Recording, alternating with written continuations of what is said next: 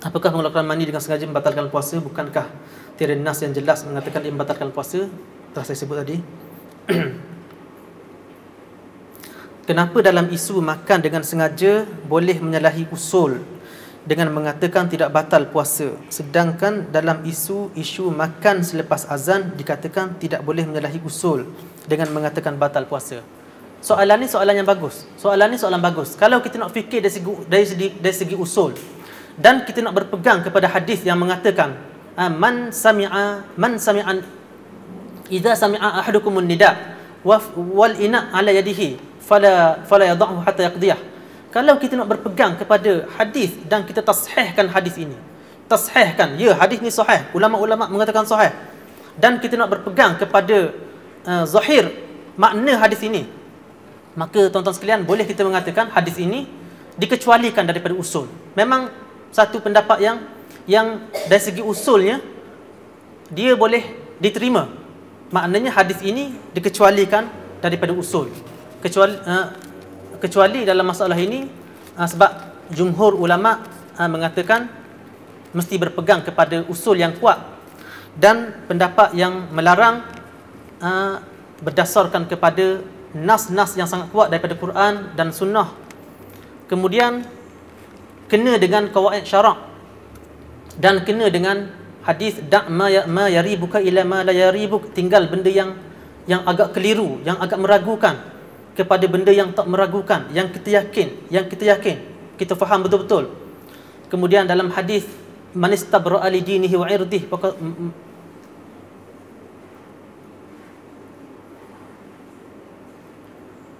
hadis yang mengatakan kita kena berjaga-jaga daripada benda yang syubhat. Walau bagaimanapun tuan-tuan sekalian, apa yang disebutkan dalam soalan ini memang boleh diterima. Kalau kita nak berpegang kepada nas ini dan kita mengecualikan daripada usul yang mengatakan bila terbit fajar maka wajib imsak, dan dikecualikan orang yang ada hajat dan orang yang tengah pegang minuman. Tapi jangan sampai ini khas bagi orang yang berhajat. Dalam hadis menyebut hatta yaqdiya hajatahu minhu, memang dia berhajat. Contohnya orang yang bangun pagi memang nak minum, nak bersahur, tiba-tiba tengah-tengah nak minum air, tengah berhajat nak minum air, tiba-tiba orang azan, maka bolehlah kalau dia berpegang kepada hadis ini dan dia beriktikad hadis ini mafhumnya demikian. Kalau orang yang tak ada hajat, bangun pukul 5 pagi, makan, minum 2-3 kali, minum banyak gelas dah minum air, kemudian saja nak beramal dengan hadis ini benda yang mutasyabihat, benda yang agak meragukan. Dan berpegang kepada benda yang diyakini lebih aula dan tak ada khilaf ulama, dan lebih ihtiyat.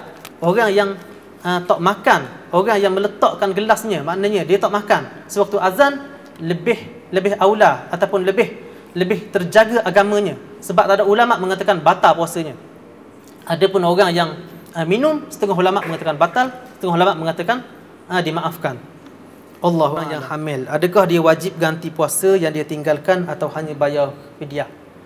Mengikut kepada usul, dia mestilah mengqadakkan balik puasanya, sebab dia termasuk di kalangan orang yang sakit, maka dia dihukum seperti fa'iddatun min ayyamin ukhar.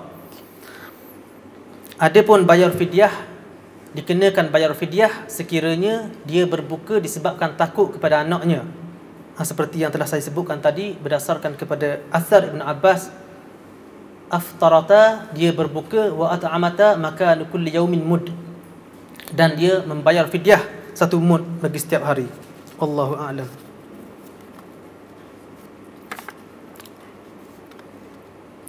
Bagaimana dengan puasa si mati sekiranya arwah ada puasa yang belum digantikan dan tidak tahu berapa bilangan hari yang ditinggalkan, adakah dibayar fidyah? Seorang yang mati lalu dia ada sebahagian daripada kewajipan puasa, dia masih tak qada. Kalau sekiranya mati dia tu, dia sakit dan dia sakit, bila sakit kena qada puasanya. Ada contohnya 20 hari dia sakit, kemudian dia mati pada bulan Ramadan tu juga dia mati, ataupun masuk raya dia mati, tak sempat nak qada, maka orang seumpama ini tak diwajibkan apa-apa pun, tak diwajibkan fidyah dan tak diwajibkan siapa-siapa pun qada puasa dia. dan tak diwajibkan juga fidyah. Masalah orang yang ada puasa, yang ada tinggal puasa, wajib qada. Kemudian dia sempat nak qada, masuk bulan Syawal. Kemudian lama 2-3 bulan barulah dia meninggal dunia. Adakah puasa yang ditinggalkan itu dibayar dengan kafarah ataupun dibayar dengan puasa oleh walinya? Ada dua pendapat. Yang pertama, dibayar dengan kafarah, dibayar dengan fidyah. 1 hari dia tinggal, dibayar dengan 1 fidyah, berdasarkan kepada satu hadis yang dipertikaikan oleh ulama kesahihannya. Hadis yang tak berapa nak kuat. Maknanya siapa yang meninggalkan bulan Ramadan, tak sempat nak qada, lalu hendaklah membayar oleh walinya. Mana wali asabah dia bayar balik 1 hari yang ditinggalkan, dibayar dengan 1 mud. Tapi pendapat yang sahih, walinya, keluarganya boleh untuk membayar dengan cara berpuasa, ganti dengan puasa, berdasarkan kepada hadis Bukhari dan Muslim dan lain-lain.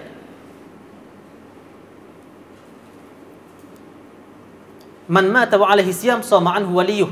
Man mata wa alaihi siyam sama anhu waliyuh. Hadis Bukhari Muslim. Barang siapa yang mati dan dia ada tanggungjawab kewajipan puasa di bulan Ramadan, maka sama anhu waliyuh, maka walinya boleh berpuasa untuknya. Dalam satu hadis, seorang datang kepada Nabi sallallahu alaihi wasallam lalu mengatakan bahawa ibunya mati, inna ummi tuwfiyat wa 'alaiha siyamu syahrin afa aqdihi anha. Seorang datang kepada Nabi lalu mengatakan, wahai Rasulullah, mak aku ada tinggal puasa sebulan dan dia tak sempat nak qada, lalu dia mati, adakah aku kena qada baginya? Nabi mengatakan, na'am, fadainullahi ahaqu an yuqda. Nabi kata, ya, kamu boleh qada dan hutang Allah Ta'ala lebih aula untuk diqada. Jadi pendapat yang sahih, boleh ataupun wajib digantikan oleh walinya.